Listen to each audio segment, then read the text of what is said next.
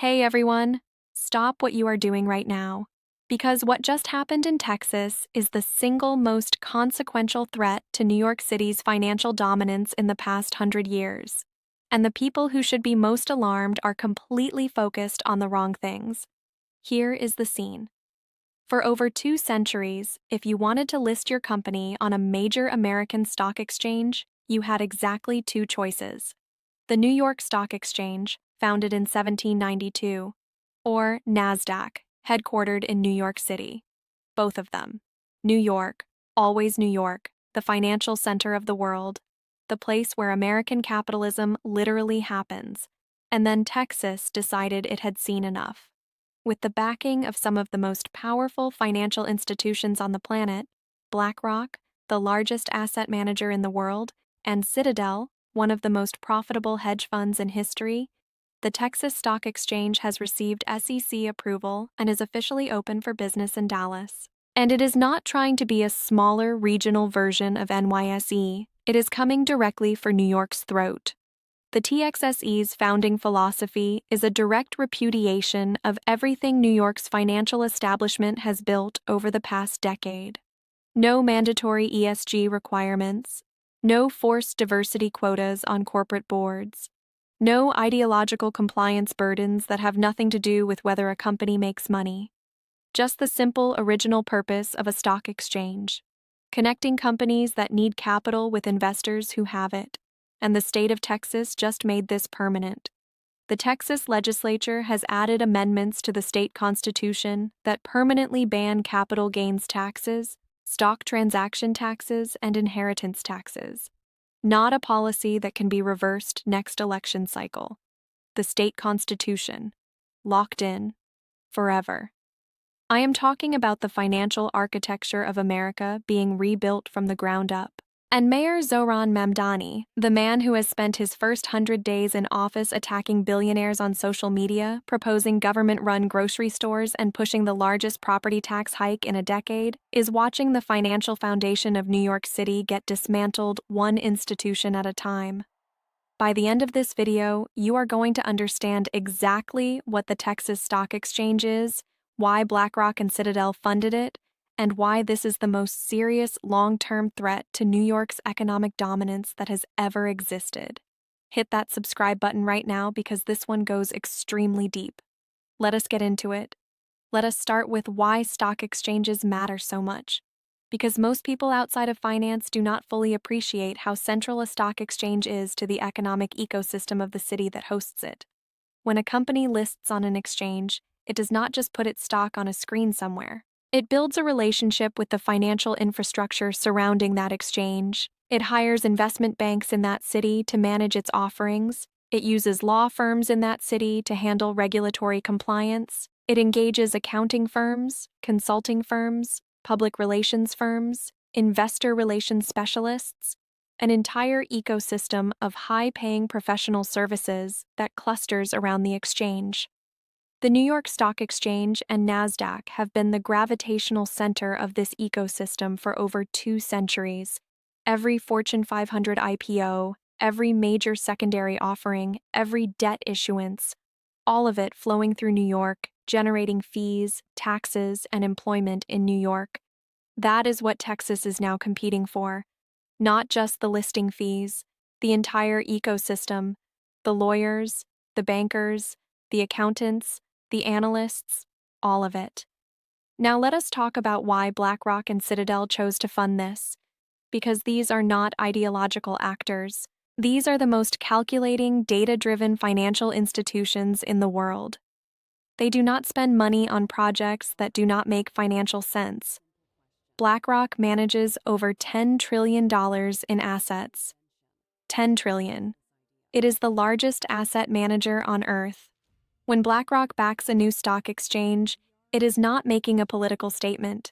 It is making a bet on where the future of American finance is going to be built. And BlackRock has decided that future is in Texas.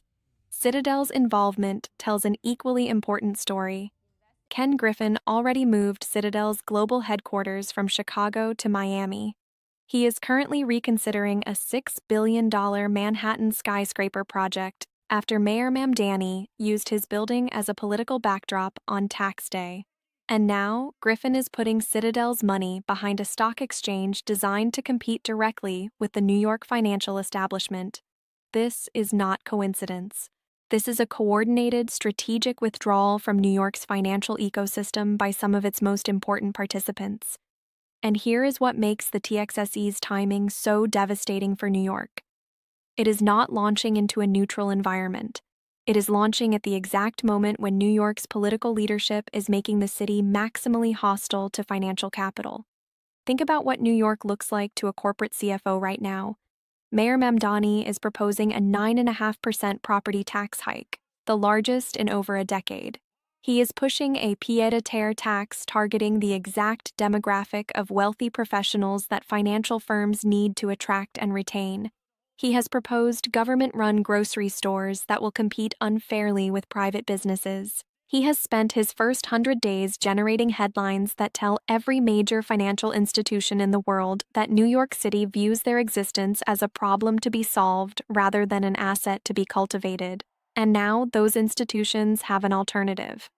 An SEC-approved, constitutionally protected, zero capital gains tax alternative in a state whose governor is actively competing for their business rather than standing outside their offices filming social media videos.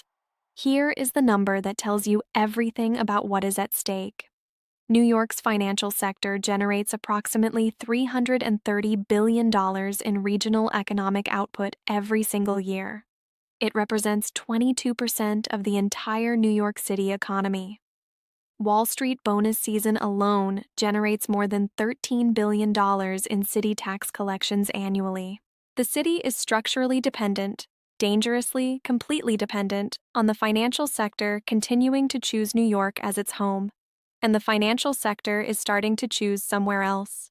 JP Morgan Chase now employs more people in Texas than in New York. Goldman Sachs is building its largest non-Manhattan operation in Dallas. Citadel has moved its global headquarters to Miami. And now the stock exchange infrastructure itself, the physical and regulatory foundation of Wall Street, is being replicated in Texas with the backing of the two most powerful financial institutions in the world. Here is what makes the ESG and diversity quota issue so important, because this is not just about ideology, this is about cost and risk for the companies that list on exchanges. Over the past decade, NYSE and NASDAQ have implemented increasingly complex ESG disclosure requirements, mandatory board diversity standards, and a growing list of compliance obligations that have nothing to do with a company's financial performance. For large companies with dedicated compliance departments, these costs are manageable. For mid-size companies, exactly the growth stage businesses that most need access to public capital markets, these requirements are genuinely burdensome. They add legal costs, delay timelines, and create regulatory exposure that has nothing to do with whether the underlying business is profitable. The TXSE is offering those companies a simpler, cleaner alternative. List in Texas. Raise capital in Texas.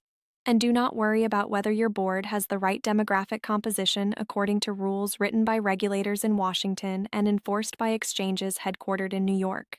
That pitch is going to resonate enormously with the energy companies, manufacturing firms, agricultural businesses, and technology companies that are the backbone of the American economy outside of the coastal metropolitan areas.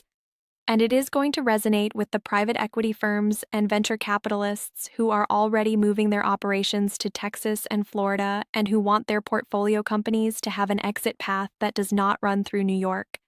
And right now, New York's election cycles are producing Zohran Mamdani. Texas, meanwhile, just did something genuinely unprecedented. It enshrined the prohibition on capital gains taxes, stock transaction taxes, and inheritance taxes directly into the state constitution. Not a policy that a future legislature can reverse. The state constitution. Locked in permanently. For a stock exchange that needs regulatory predictability above almost everything else, that constitutional guarantee is extraordinarily valuable. It means TXSE can make long-term commitments with a certainty that no New York-based institution can match. Here is the part that should concern every New Yorker regardless of their politics. The city does not have a backup plan. New York City's entire fiscal model, its ability to fund schools, infrastructure, public safety, social services, depends on the financial sector continuing to generate the tax revenue that pays for everything else. When Jamie Dimon warns that New York needs to compete for capital or lose it, he is not making a political argument. He is describing the mathematical reality of how New York's government pays its bills. The TXSE is not going to replace NYSE overnight. The New York exchanges have 2 centuries of infrastructure, relationships, and institutional knowledge that cannot be replicated quickly. But that is not the point. The point is the direction of travel. Every company that chooses to list in Dallas instead of New York is a company whose bankers, lawyers, and accountants are building relationships in Dallas instead of New York. Every IPO that happens in Texas is a piece of the ecosystem that grows in Texas and not in New York. Over 10 years, 20 years, a generation, the compounding effect of that directional shift is enormous, and New York's political leadership is not just failing to compete. It is actively accelerating the departure by making the city more hostile to financial capital at the exact moment when financial capital has a credible alternative for the first time in American history. Here is the bottom line.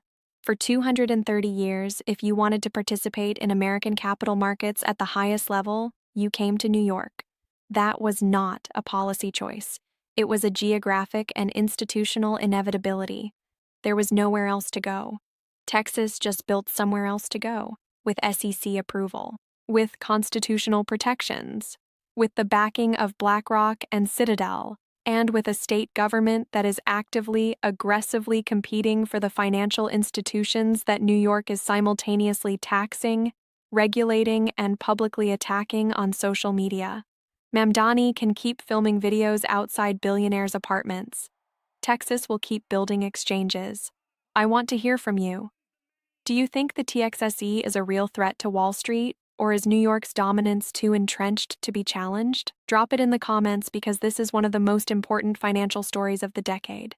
If this video gave you something to think about, hit that like button and subscribe to the channel for more deep dives into the stories that are actually moving markets and affecting your future. Hit the notification bell so you do not miss what is coming next. Stay informed, stay engaged, and never stop following the money. See you in the next one.